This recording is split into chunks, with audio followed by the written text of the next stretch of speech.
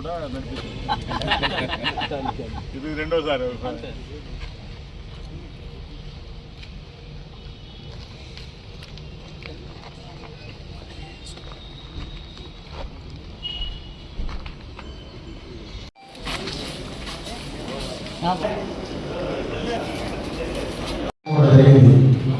ఎన్ని అవాంతరాలు వచ్చినా సరే కోవిడ్ వంటి క్లిష్ట పరిస్థితుల్లో కూడా ఆగస్టు 4వ తేదీన ఖచ్చితంగా చేయాల్సిందే అని మా చైర్మన్ శ్రీ నాగవసంత గారు చెప్పడం, అదేవిధంగా ఈ కార్యక్రమం చెప్పడం జరుగుతుంది.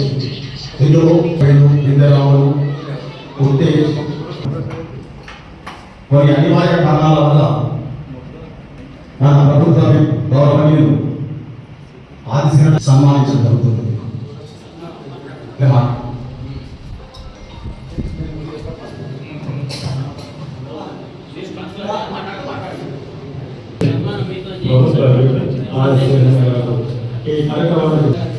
ఈ కార్యక్రమంలో చాలా సంతోషంగా ఉంది.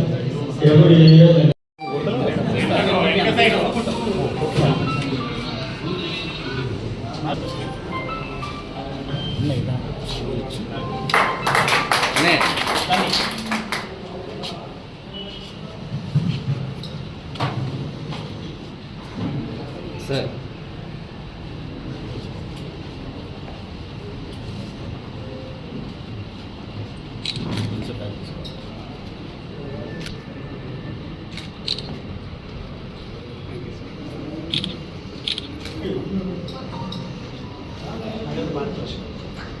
సార్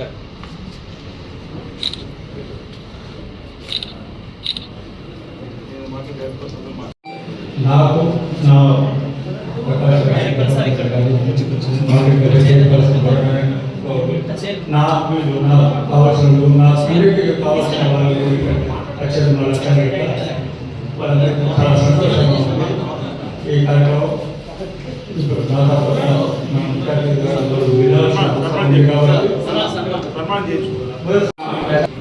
దాదాపు 22-23 సంవత్సరాల నుండి ఇదే చేనేత వృత్తి నమ్ముకొని జీవనం సాగిస్తున్నాను. ఈరోజు నాగమల్లయ్య గారి 38వ వర్ధంతి సందర్భంగా నాకు అవార్డు ప్రకటించడం చాలా సంతోషంగా ఉంది. నేను 7వ తరగతి చదువుతున్నప్పుడు కూడా నాకు నాగమల్లయ్య క్రీడా ఆటలలో కూడా నాకు రన్నింగ్లో ప్రైజ్ రావడం జరిగింది. అప్పుడు కూడా నాకు ప్రైజ్ అనేది ఇప్పుడు ఈ పురస్కారం రావడం కూడా చాలా సంతోషంగా ఉంది. నన్ను గుర్తించి ఈ అవార్డు ఇచ్చినందుకు చాలా సంతోషం. ఇంకా ముందు కూడా మంచి ప్రయోగాలు చేసి మన శిష్యులకు మన నేత పనికి మంచి పేరు తెస్తానని మీ అందరి ఆశీర్వాదంతో మంచి గుర్తింపు తెస్తానని కోరుకుంటూ ముగిస్తున్నాను. ఈరోజు ఈ ప్రాంతంలో సిరిసిల్ల డివిజన్లోనే తొలితరం బీసీ బిడ్డగా ఆ సమయంలో బలహీన వర్గాలకు సంబంధించినటువంటి వారి పక్షాన్ని నిలబడి వారి హక్కుల కోసం అనేక సందర్భాల్లో తన గొంతులు వినిపించినటువంటి నవల మల్లయ్య గారి పేరు మీద ప్రతి ఏటా ఈ పురస్కారాలు ఏర్పాటు చేసుకోవడం అంటే ఒకటేమో కళలను ప్రోత్సహించడం, వివిధ రంగాల్లో ఉండేటువంటి వారికి ఈ సందర్భంలో సన్మానం చేయడం వల్ల ఆ రంగంలో ముందుకు రావాలని కూడా ఒక స్ఫూర్తినిచ్చే విధంగా ఉండేటువంటి అంశాలు. బహుశా 38 సంవత్సరాలుగా ఈ రాజ్యంలో చేస్తున్నటువంటి పురస్కారాలు అందుకున్నటువంటి వారి వివిధ రూపాల్లో ఉన్నటువంటి సినీ ప్రముఖులే కానీ, రాజకీయ ప్రముఖులే కానీ, సామాజిక రూపుమాపే వారిని దృష్టిలో పెట్టుకొని వారిని సన్మానించడం కానీ, సాంఘిక దురాచార రూపుమాపేటువంటి వారిని గుర్తించి, బాల్య వివాహం అరకెట్టేటువంటి వారిని గుర్తించి, లేని రోజు వెళ్ళంటే ఎన్ప్రసాద్ లాంటి చేనేత కార్మికులుగా నేత కార్మికులు ఉన్నటువంటి వారు కూడా అధునాతన పద్ధతుల్లో మన సిరిసిల్ల ప్రాంత పేరు ప్రఖ్యాతులను దేశవ్యాప్తంగా కూడా తీసుకొని విడుదల చేసేటువంటి వారిని కూడా సన్మానం చేసేటువంటి కార్యక్రమం. అంటే వైపేమో ఆనాటి 78లో మనం శాసనసభ్యుడిగా ఇందిరా కాంగ్రెస్ పార్టీ పక్షాన్ని పోలీసు అవకాశం వచ్చినటువంటి నాగుల మల్లయ్య గారి యొక్క చరిత్రను ఈ తర్వాత చెప్పుకునేటువంటి అవకాశం ఈ ఆగస్టు 4న రావడంతో ఆనాడు బలిదానాలకు సంబంధించినటువంటి వారిగా ఈ ప్రాంతంలో అనేక అంశాల వారికి అండగా నిలబడినటువంటి సందర్భాన్ని ఒకసారి గుర్తు చేసుకునే విధంగా అదే సమయంలో ఆయా రంగాల్లో ఉన్నటువంటి నిష్ణాతులు మనం ఈ పురస్కారాల పేరిట వారికి సన్మానంగా చేసుకోవడం అంటే మనకు మనం గౌరవించుకునే విధంగా ఉండేటువంటి అంశంలో మరి కార్యక్రమం నిర్వహించడం అభినందనీయం. దానికి పెద్దలు సభ్యులను నేను ప్రత్యేకంగా అభినందిస్తా ఉన్నా. కరోనా సమయంలో కూడా ఆపకుండా చేసినట్టుగా గుర్తు దీన్ని ఇప్పటికీ 3-4 మార్లు కూడా ఈ కార్యక్రమంలో పాల్గొంటుంది. ఈ ముఖ్య అతిథి మాత్రమే రెండోసారి రావడం. ఈరోజు ప్రత్యేకత బీసీపీ డే నాగుల మల్లయ్య గారు బహుశా ఈరోజు పురస్కారం అందుకున్నటువంటి కూడా బీసీపీ డే. అలాంటి బీసీల కోసం ఈరోజు ఈ తెలంగాణ రాష్ట్ర ప్రభుత్వం స్వతహాగా బీసీపీ డే కాకున్నప్పటికీ రేవంత్ రెడ్డి గారు ముఖ్యమంత్రిగా ప్రతిపాదన స్వీకరించిన తర్వాత కామారెడ్డిలో ఎన్నికలకు ముందు డిక్లరేషన్లో ఆనాడు వర్కింగ్ ప్రెసిడెంట్ హోదాలో ఈనాడు పీసీ అధ్యక్షుడు మహేష్ కుమార్ గౌడ్ గారు 42% రాజకీయ రిజర్వేషన్ విద్య ఉద్యోగాలు కల్పిస్తామని అధికారంలో వస్తే ఇచ్చిన మాటలకు కట్టుబడి రాష్ట్ర శాసనసభలో ఈ దేశ కాంగ్రెస్ పార్టీ అధినేతగా లోక్సభలో ప్రతిపక్ష నాయకుడు రాహుల్ గాంధీ గారి భారత్ జోడో యాత్రలో భాగంగా ఇంకా వివక్షత కొనసాగుతూ ఉంది, ఇంకా అసమానతలు కొనసాగుతూ ఉన్నాయి. వీటిని తొలగిపోవాలంటే కులగలు ఒకటే మార్గం అని చెప్పి దేశవ్యాప్తంగా నాకు బాగా గుర్తు 2022లో ఇప్పుడు ఉన్నటువంటి కేంద్రంలో భాజపా ప్రభుత్వం సుప్రీంకోర్టుకి కులగల వ్యతిరేకము, మీ కులగల జరపమని చెప్పిన అభివృద్ధి కూడా ఇస్తున్న సందర్భంలో రాహుల్ గాంధీ గారి భారత జోడోలో బీసీల హక్కులను కాపాడాలి, ఎవరి స్థాయితో తేలాలి, వారందరికీ సమానమైనటువంటి వాటా దక్కాలి, అది రాజకీయ పరంగా విద్య ఉద్యోగాలు ఉపాధిలో అని చెప్పాము.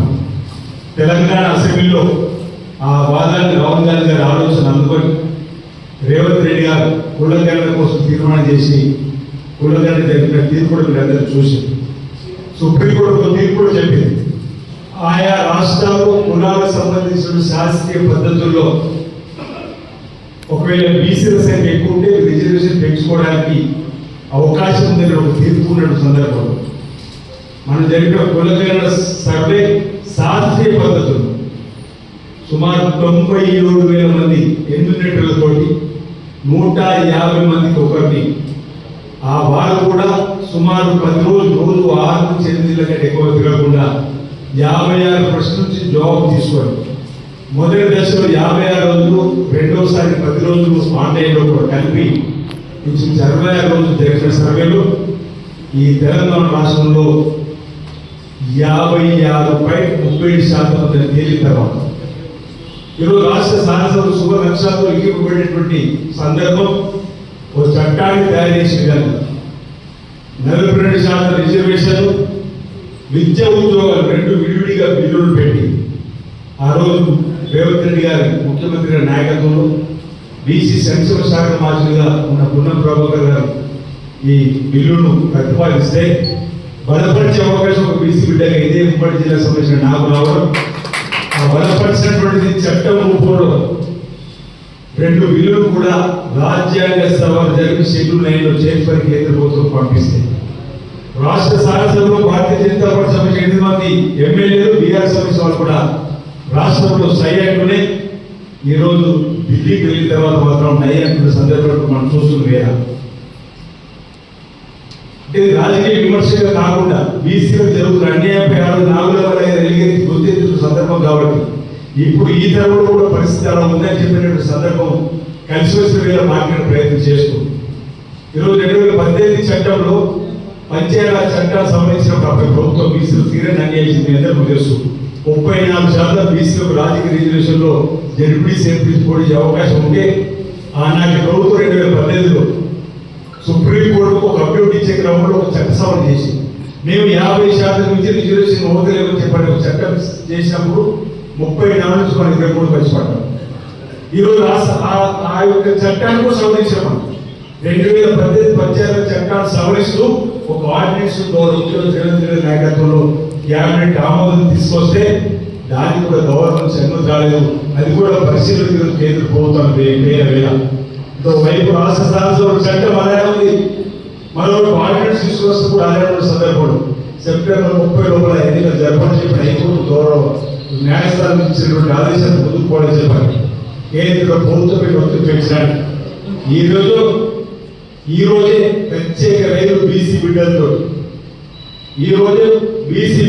ప్రత్యేక రైలు ఈరోజు బీసీ అధ్యక్షుడు మహేష్ కుమార్ గౌడ్ గారు, మీనాక్షి నటరాజన్ గారు, గౌరవ ముఖ్యమంత్రి రేవంత్ రెడ్డి ఆదేశాల మేరకు బయలుదేరుతా 15 గంటలకు ప్రత్యేక రైలు 5, 6, 7, 3 రోజులు కూడా ఢిల్లీలో మకా వేసి కేంద్ర ప్రభుత్వం ఒత్తిడి పెంచాలని గౌరవ ఎమ్మెల్యేలు, గౌరవ ఎమ్మెల్సీలు, గౌరవ ఎంపీలు, గౌరవ కార్పొరేషన్ చైర్మన్లు రాష్ట్ర వ్యాప్తంగా బీసీ బిడ్డల మీద హోదాలు ఉన్నటువంటి సామాజిక ఓనర్ల నాయకులు అందరికీ కూడా రమ్మని 5వ తేదీ రేపు పెద్దలు రాహుల్ గాంధీ గారి నాయకత్వంలో పార్లమెంట్లో వాయిదా తీర్మానం ఇచ్చి గౌరవ ఎంపీలకు అండగా నిలబడాలని చెప్పని ఈరోజు గౌరవ ముఖ్యమంత్రి రేవంత్ రెడ్డి ఇచ్చిన పిలుపు పేరుకి అందరూ కూడా బయలుదేరుతున్న సందర్భంలో 5 నాడు లోక్సభలో బీసీలకు తప్పనిసరి 40% రాజకీయ నిరుద్యోగ రిజర్వేషన్ సంబంధించిన తెలంగాణ రాష్ట్ర బిల్లును ఆమోదించాల్సిందే చెప్పడానికి వెళ్తున్నటువంటిది 5వ తేదీన పార్లమెంట్లో.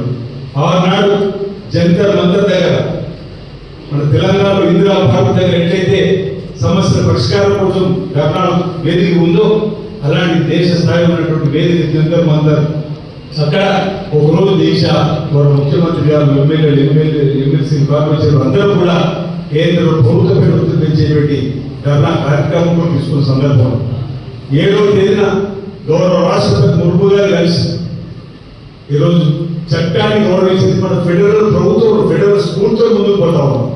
తెలంగాణ రాష్ట్ర ప్రభుత్వం యొక్క తెలంగాణ బీసీలకు కాలరేసేటువంటి ప్రయత్నం జరుగుతుంది కాబట్టి మీరు జోక్యం చేసుకొని ఈరోజు బీసీ బిల్లును ఆమోదించాలని ఆమోదించాలని చెప్పి మనం కలిసే కాబట్టి 3 రోజులు తెలంగాణ సంబంధించినటువంటి బీసీ సమాజం గౌరవ ముఖ్యమంత్రి రేవంత్ రెడ్డి గారి నాయకత్వంలో అందరూ కూడా ఉండేటువంటి సందర్భం, బీసీల కోసం మళ్ళీ పోరాటం చేసిన సందర్భంలో యాదృష్టికంగా మల్లయ్య వర్తన్పూర్ రావడం ఆనాడు సంబంధించింది చెప్పుకునే క్రమంలో అవకాశం రావడాన్ని నేను చెప్పే ప్రయత్నం చేస్తూ ఈరోజు షెడ్యూల్ 9లో చేర్చాల్సిందే ఆర్డినెన్స్ ఆమోదించిన ఏకైక నిలబడితోనే మనం ముందుకు పోతా ఉన్నాం.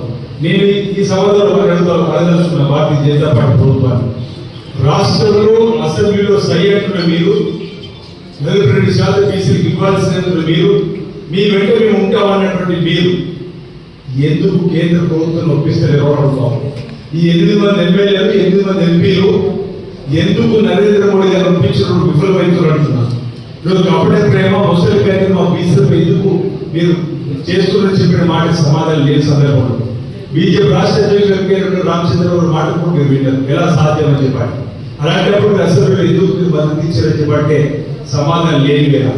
అంటే ఈరోజు బీసీలకు జరుగుతున్న అన్యాయాన్ని గొంతెక్కడం రాహుల్ గాంధీ గారు, రేవంత్ రెడ్డి గారి నాయకత్వం ముందుకు పోతా ఉన్నారు. రాహుల్ గాంధీ గారు కూడా అన్నారు దేశ స్థాయిలో ఆల్ ఇండియా కాంగ్రెస్ బీసీలకు సంబంధించినటువంటి ఒక సదస్సు జరిగితే తెలంగాణ రోల్ మోడల్ అయింది బీసీలకు సంబంధించి కులగణన చక్కగా చేసి తీరిండ్రు.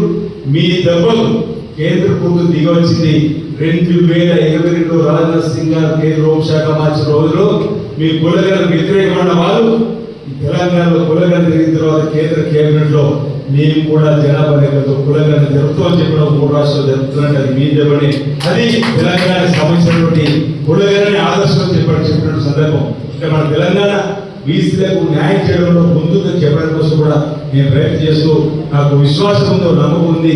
ఈ 3 రోజులు ఢిల్లీలో జరిగేటువంటి ఈ ఉద్యమానికి ఈ దెబ్బకు తప్పనిసరిగా కేంద్ర ప్రభుత్వం దిగి రావాలి.